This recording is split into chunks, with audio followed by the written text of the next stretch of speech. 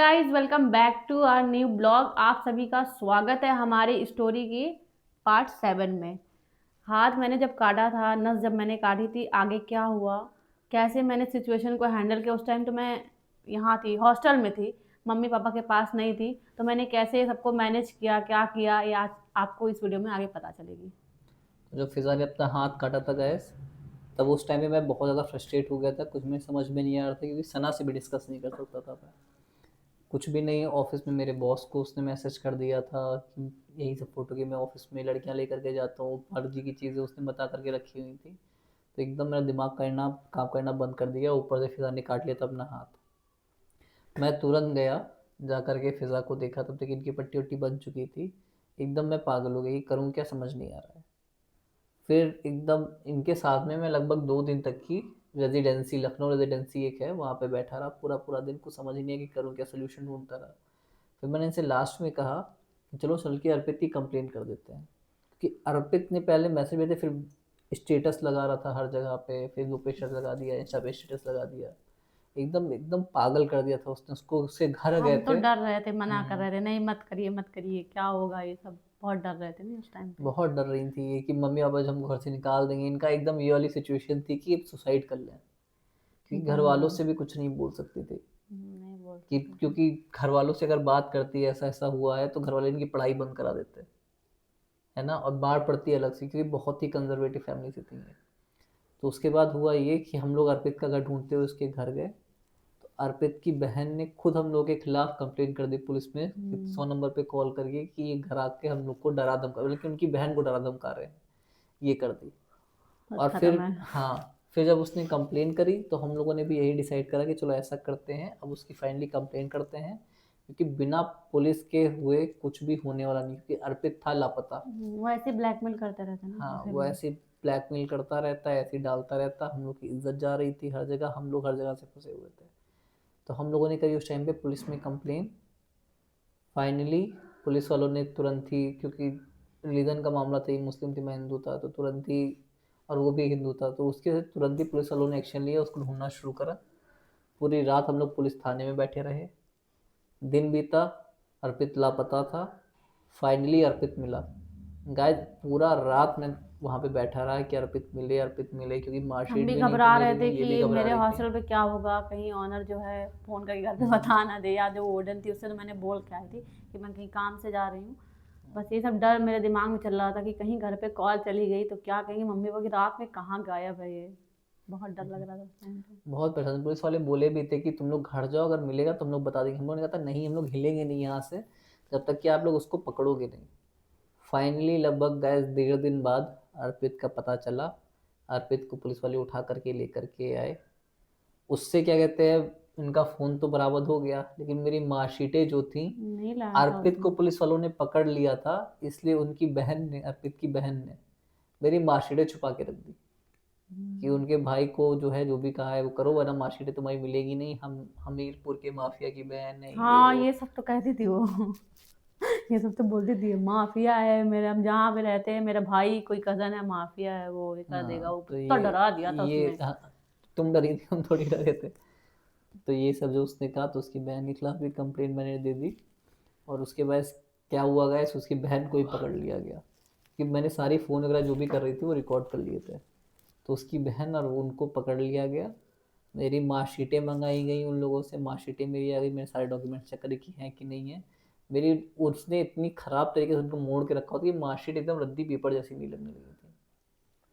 फिर उसके बाद मैं उन लोगों को जब पकड़ा, तब जब फाइनली मेरे पास में मार्कशीटें आ गई, इनके पास में इनका फ़ोन आ तब गया, सुकून मिला एकदम जाके। तब सुकून मिला। लेकिन तब भी बहुत बड़ी टेंशन थी, इनका मंगेतर और इनके घर वाले।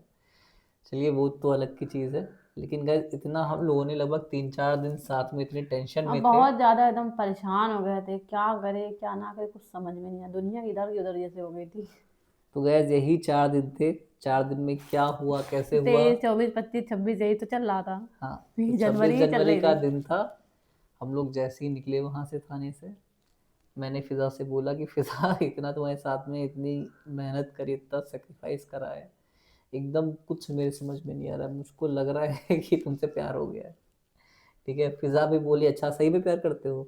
हमने कहा पता नहीं, हो गया है शायद, कि अगर सही में प्यार करते हो। कन्फर्म वन्फर्म कुछ भी नहीं था। कुछ उन्होंने समझ में नहीं आ रहा हम लोग क्या कर रहे हैं, कन्फर्म हाँ, वन्फर्म कुछ नहीं था, वहाँ क्योंकि साथ गाइस में कुछ भी हम लोगों ने ना खाया था ना कुछ भी पिया था, दिमाग हम लोग एकदम, हालत हम लोग की बहुत खराब थी। खाए पिए रहते तो शायद हाँ, कन्फर्म हो ऊपर जाता से नहीं। इनका हाथ वाथ कट तो गाइस इतनी खराब हालत थी हम लोग की।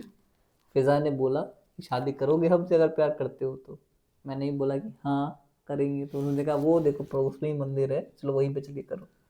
नया मैं इनके साथ में हाथ पकड़ा, वहीं पे दिया जल रहा था, अखंड ज्योति अभी तक अखंड जब ज्योति बोल, जल रही थी ये उसी अखंड के। ज्योति सुन करके फ्रेंड हम बहुत बड़ा चीज मानते थे, हाँ ये क्या है ये, मतलब बहुत पवित्र नाम है ये, है ना। हमें जब ये बोलते थे मुंह से, हमने अखंड ज्योति के सामने एक जगह, वो तो लड़ाई चल रही थी तब हो रहा था ना।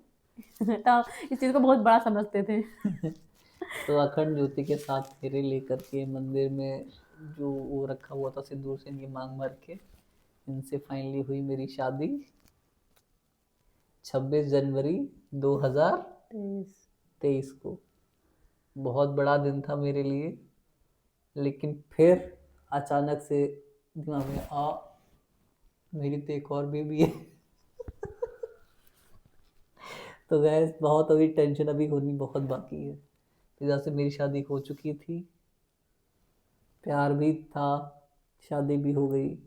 अब बारी थी सना को बताने की, और टेंशन। सना को बताने से टेंशन आपको, उससे भी बड़ी टेंशन ये थी कि मैंने क्या करा, मैंने सही करा कि गलत करा, कुछ मेरे समझ में नहीं आ रहा था। क्योंकि गैस एक शादी पहले हो चुकी थी, तो मुझे यही लगने लगा था नेक्स्ट डे कि शायद मैंने फिजा की ज़िंदगी ख़राब कर दी, मैंने सना की ज़िंदगी ख़राब कर दी। नेक्स्ट डे मैं आया फिजा से मिलने के लिए, फिजा के साथ में बस बैठा बैठा फिजा को घूरे जा रहा हूँ, घूरे जा रहा हूँ, घूरे जा रहा हूँ, गाना सुन रहा हूँ। कौन सा? याद नहीं आ रहा। मैं फिर। हाँ, मैं फिर भी तुमको चाहूंगा। हाँ, ये गाना सुनता रहा मैं, पता नहीं बहुत बार सुना, 60-70 बार ये गाना सुन डाला मैंने। कह रही क्या तुम पगला रहे हो? मैंने कहा कुछ नहीं, ऐसे ही मन कर रहा है सुनने का। बस बैठा रहा, देखता रहा, गाना सुनता रहा, कुछ समझ में नहीं आ रहा था। और फिर जब इनको शाम को छोड़ने गया हॉस्टल पे, तब ये सोचे गया था कि अब कभी फिजा फिजा को देखूंगा भी नहीं, आखिरी नज़र देख रहा हूँ इन्हें, है ना। क्योंकि मुझे लग रहा था कि मैंने फिजा की ज़िंदगी ख़राब कर दी, इतनी सुंदर सी लड़की, इतना पूरा ब्राइट फ्यूचर, पढ़ने लिखने वाली लड़की, और मतलब कि एक तरीके से मुझसे शादी करके इनकी लाइफ ख़राब हो जाएगी। ये ऑलरेडी सना थी मेरी लाइफ में, तो यही सब मेरे दिमाग में चल रहा था। मैंने सोचा इनको छोड़ करके मैं चला जाऊँगा, फिजा कुछ टाइम में संभल जाएंगी और इनकी ज़िंदगी सही हो जाएगी। फिर गए धीरे धीरे धीरे करके ये चली गई। तुम अगले दिन शायद घर जाने वाली थी ना, अगले दिन घर चली गई थी। उसी दिन गए थे हाँ, ये अपने घर चली गई। शाम को। हाँ, ये अपने घर चली गई। मैं भी अपना ऑफिस की चीज़ें निपटानी थी मुझे। देखते देखते देखते देखते जा रहे थे हम, हाँ। जैसे जैसे रिक्शा मेरा दूर, जैसे ये भी दूर होते जा रहे थे, है ना। जैसी जैसी चीज़ें थी गैस, लेकिन मैं जो था गैस बहुत अभी प्रॉब्लम अभी बहुत बाकी थी। ये अपने घर जा चुकी थी, सना को इस चीज़ के बारे में बताना था, ऑफिस में मेरे बॉस थे, इतनी बड़ी कंप्लेन हो गई थी। पूरी रात में गायब था, जब थाने में था मैं, पूरा दिन गायब था मैं। सना कॉल पे कॉल करी जा रही थी। जैसे ही मैं घर पे आया, सना ने कहा कहाँ थे तुम, कहाँ गायब थे? तो मैंने सना को जो थाने में एप्लीकेशन दी थी वो दिखाई, और सना को सारी चीज़ें बताई कि क्या हुआ। तड़ाक तड़ाक तड़ाक तड़ाक करते हुए मुझे 7 थप्पड़ पड़े। और 7 थप्पड़ पड़ने के बाद में गाय सना बहुत रोने लगी, एकदम सारी सिचुएशन खराब। इस टाइम तक कि गैस मेरा दिमाग काम करना टोटली बंद कर दिया था कि क्या करूं क्या ना करूं, कुछ समझ में नहीं आ रहा था। खाना पीना छूट गया था, सोता नहीं था, नींद नहीं आती थी, बहुत टेंशन थी।